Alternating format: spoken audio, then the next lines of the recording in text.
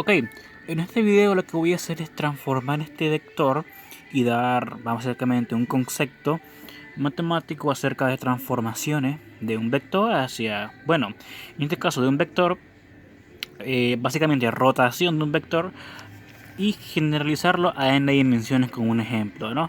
Esto lo hago porque, bueno, me pidieron que hiciera un video acerca de tensores de física teórica y pues básicamente para antes de entrar a tensores es importante repasar este concepto de, de rotación de vectores en n dimensiones, ¿no? Voy a comenzar con esta definición y voy a hacerlo un tanto rápido, así que bueno, voy a tomar en cuenta bastantes conceptos y voy a hacerla lo más rápido posible, ¿ok? Perfecto, entonces lo que voy a hacer es rotar este vector, ¿no? En un ángulo phi, ¿no? Este vector, como se ven acá, es un vector de dos dimensiones. Entonces primeramente vamos a aplicarle la ecuación de rotación, ¿no? La transformación de rotación del vector. Entonces lo que vamos a hacer es simple. Por definición de geometría analítica, sabemos que el vector, al aplicar la transformación del vector, nos quedaría algo tal que el componente de la x, el componente b' de la x es igual a ese componente, que al rotarlo nos queda de la siguiente forma: el componente de x el ángulo del coseno de phi menos y por el seno de phi. Esta rotación para el componente de la x, para el componente del vector de la y, nos quedaría rotado de la siguiente forma: y, aquí menos y, porque si vemos acá el vector está rotado en menos y, ¿no? Como una función. Y acá nos quedaría menos x seno de phi y menos y coseno de phi. Todo esto lo saqué de la definición, evidentemente, de rotación de vectores. Si ustedes no han visto en eso, pues les puedo hacer un video para demostrar esta rotación de vectores, ¿no? En un ángulo phi. Básicamente lo que hago acá es en un plano de dos dimensiones. Tenemos un vector aquí de posición, un vector xy, y con sus componentes, ¿no? Y lo que hago es rotarlo, ¿no? En un ángulo phi. Este es el ángulo phi. Y lo que voy a hacer es básicamente rotarlo. Y este vector representa como un vector b', componente de x' y y', ¿no? Recordando que básicamente estos no son tantos componentes, ¿no? Un componente se define, bueno, lo define de otra manera, pues, pero para todo este video voy a usar como estos componentes, ¿no? Perfecto. Entonces, para primeramente, para hacer que este vector rotarlo, transformarlo a tres dimensiones y posteriormente a cualquier dimensión, lo que vamos a hacer es usar una notación una notación mejor, ¿no? Una notación más práctica para transformar el vector a n dimensiones, si queremos a 100 o 50 dimensiones, ¿no?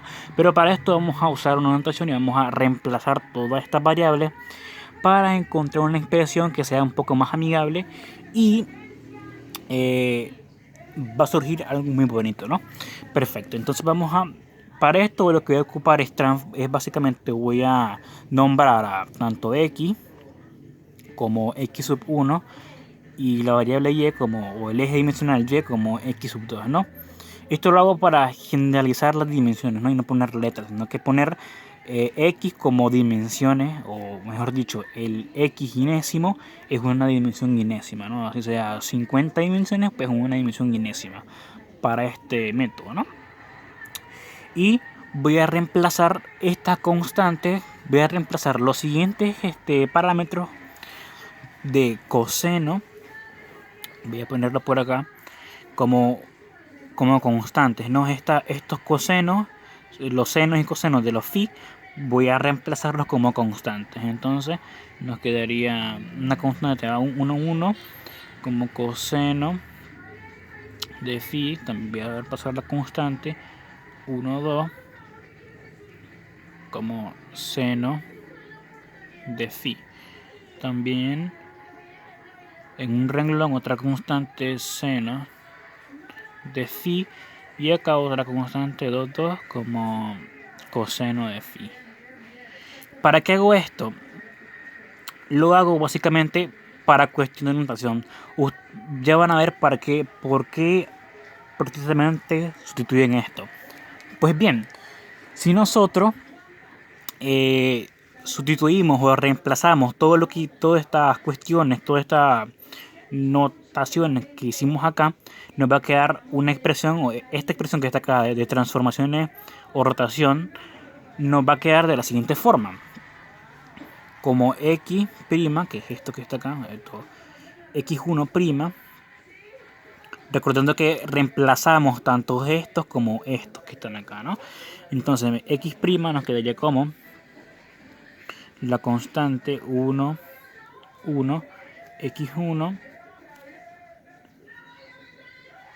x2 acá, y acá el eje dimensional de x sub 2 quedaría como x 2, 1 por el componente x1 por a1, perdón, 2, 2, x sub 2.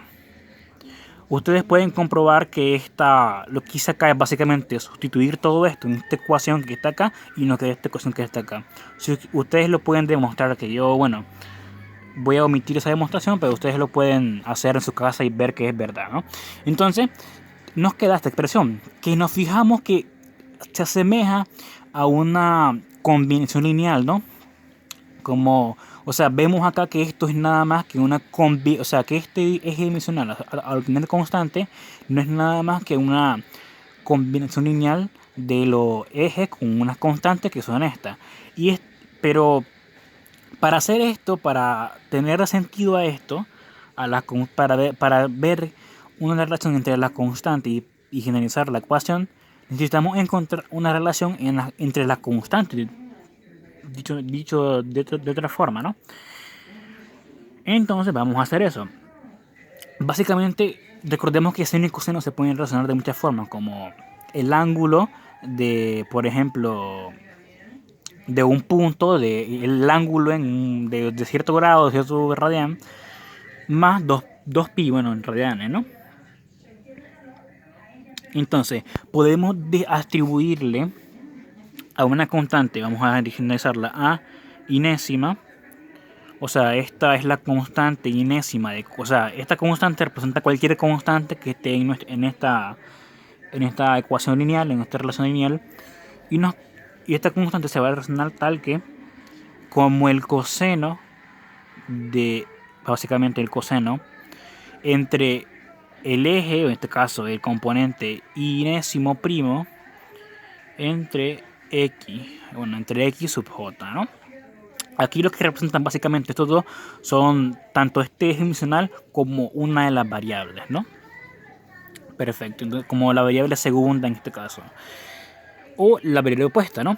Básicamente lo que hago acá es decir, en una dimensión, bueno, estas dos dimensiones, bueno, en una dimensión, en cualquiera, en 2, 3, 4 dimensiones, agarra un vector x' y y, otro vector x, y esto básicamente van a estar relacionados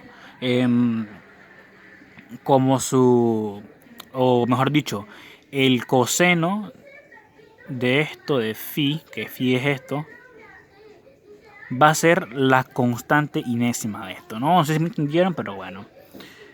Ok, ¿cómo demostramos esto? Pues simple, por ejemplo, para la relación de la constante 1, 2, que es esta que está acá, podemos hacer que esto es básicamente el coseno de x1' y el coseno entre x2, ¿no? Por definición de esto que está acá. Y esto no es nada más que el seno, ¿no? Porque estamos hablando de que esto que está, el seno de phi, que esto que está acá es básicamente el coseno, porque estamos hablando del seno, básicamente. Ustedes lo pueden demostrar en su casa.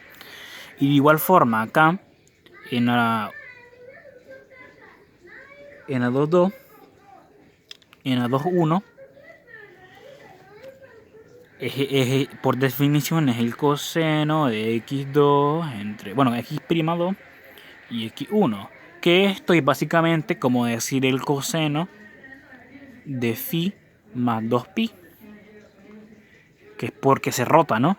Y esto es igual a menos seno de phi, ¿no? Por definición y es congruente con la relación que hicimos, ¿no? Con las constantes que hicimos. Entonces, de alguna forma encontramos una relación entre estas constantes. Posteriormente vamos a ver una notación más simple, pero vamos continuando, ¿no? Perfecto. Entonces, vamos a ver con esta relación lineal. Quedamos que x, vamos a ponerlo por acá, prima, es igual a 1, vamos a ponerlo acá x. Quedamos con esto que está acá, como la constante 1, 2, 2, igual. Esto es 1, ¿ok? Por si acaso se confunde. Entonces esta x' o el eje dimensional rotado 1, 1 es igual a x1. Bueno, este es 2 que está acá, ¿ok? Disculpen los números. A 2, 2, x2. Perfecto. Quedó tal que así, ¿no?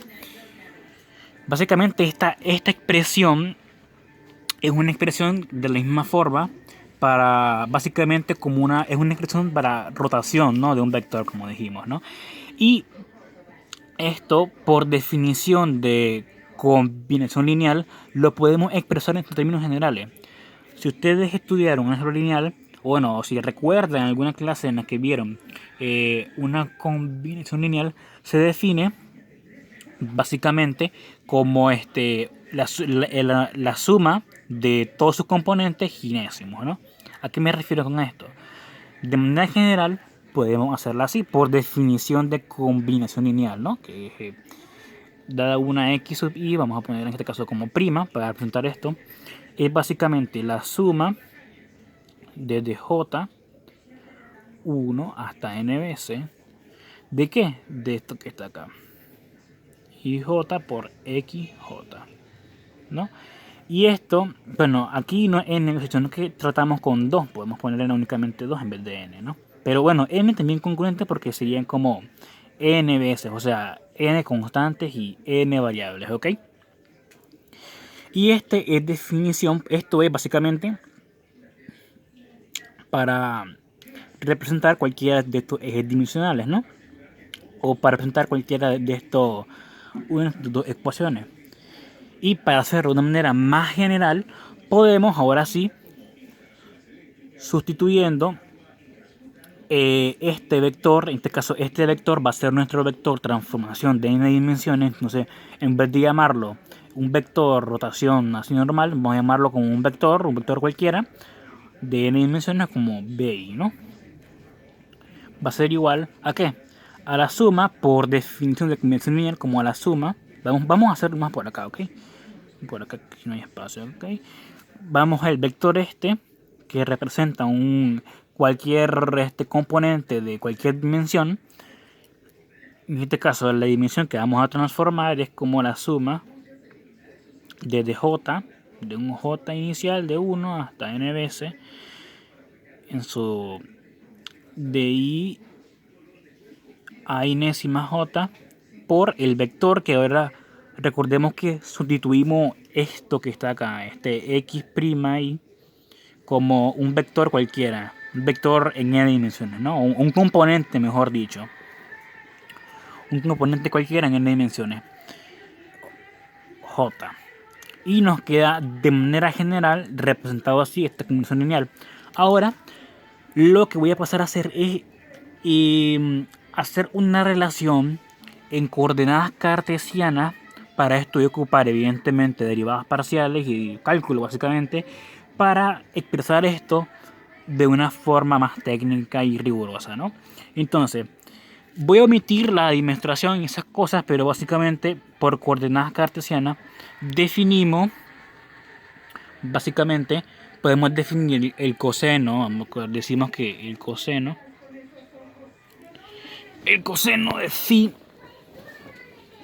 bueno, el coseno del ángulo phi como básicamente vamos a ponerlo acá. El coseno del ángulo phi cualquiera, mejor dicho, no, el coseno del ángulo phi no, sino que el coseno de básicamente de el coseno de un ángulo cualquiera Inésimo prima por XJ, ¿no? Esto es por coordenadas cartesianas, podemos denominarlo, o sea, podemos hacer un plano dimensional de cualquier dimensión y podemos representar ese plano o esa línea, o sea, ese coseno, ese eje dimensional, porque recordemos que coseno sería como un componente, ¿no?